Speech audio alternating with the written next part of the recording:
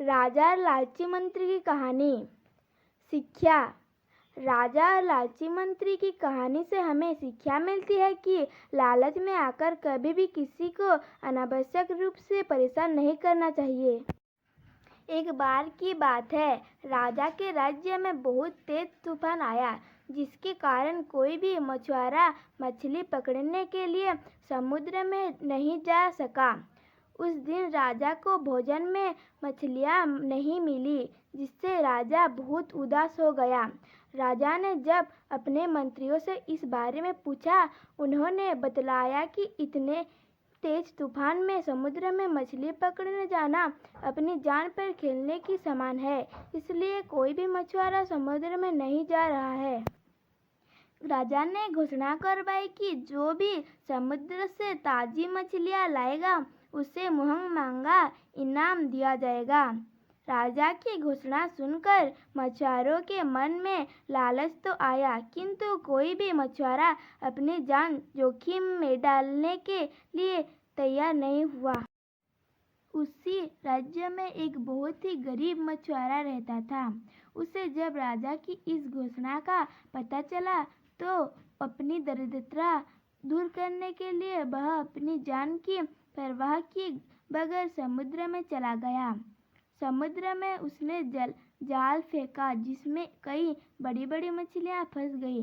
मछुआरा मछलियां लेकर राजा के महल पहुंच, किंतु राजा के सैनिकों ने उसे महल में नहीं घुसने दिया। राजा के एक खास मंत्री ने मछुआरे को ताजी मछलियां के साथ देखा, तो मछुआरे को अपने साथ राजा के पास ले जाने के लिए तैयार हो गया। मंत्री जानता था कि राजा मछलियां देखकर बहुत अधिक प्रसन्न होगा और इसके बदले मछुआरे को बहुत सारा धन देगा। इसलिए उसने मछुआरे के समक्ष एक शर्त रखी कि जो भी इनाम मिलेगा, उसका आधा हिस्सा मंत्री अपने पास रखेगा। मछुआरा मंत्री की बात मान गया और मंत्री मछुआरे को लेकर राजा के पास पहुंचा। मछुआरे के पास ताजी ताजी मछलियां देख राजा बहुत खुश हुआ। राजा ने मछुआरे को मुंह मांगा इनाम मांगने के लिए कहा। मछुआरा राजा से हाथ जोड़कर बोला, महाराज, मुझे 20 कोड़े मारे जाएं। मछुआरे की बात सुनकर राजा को बड़ा आश्चर्य हुआ और उसने फिर से मछुआरे से कुछ मांगने के लिए कहा, किंतु मछुआरे ने फिर 20 कोड़े खाने का इनाम मांगा। राजा ने अपनी सैनिकों को बुलाया और मछुआरे को 20 कोड़े मारने का आदेश दिया।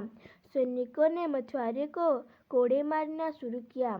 10 कोड़े खाने के बाद मछुआरा राजा से बोला, महाराज, मुझे आप जो भी इनाम देंगे, उसका आधा हिस्सा मुझे मेरे हिस्सेदार को देना पड़ेगा, इसलिए बाकी के 10 कोड़े मेरे हिस्सेदार को दिए जाए। मछुआरे की बात सुनकर राजा को फिर आश्चर्य हुआ और राजा ने उसके हिस्सेदार का नाम पूछा। मछुआरे मंत्री की तरफ इशारा करते हुए बोला, महाराज, यही मेरा हिस्सेदार है। उन्होंने ही मुझे आपके पास लाने के बदले प्राप्त इनाम का आधा हिस्सा मांगा है। राजा ने मंत्री को और देखा तो मंत्री ने शर्म से अपना सर झुका लिया। राजा ने आदेश दिया कि बाकी के 10 कोड़े मछुआरे के हिस्सेदार को मारे जाएं। सैनिकों ने राजा के आदेश पर मंत्री को 10 कोड़े मारे। राजा ने मंत्री को उसके लालच के कारण अपने मंत्री पद से हटकर राज्य से बाहर कर दिया और मछुआरे को बहुत सारा इनाम देकर विदा किया। शिक्षा। राजा और लालची मंत्री की कहानी से हमें शिक्षा मिलती है कि लालच में आकर कभी भी किसी को अनावश्यक रूप से परेशान नहीं कर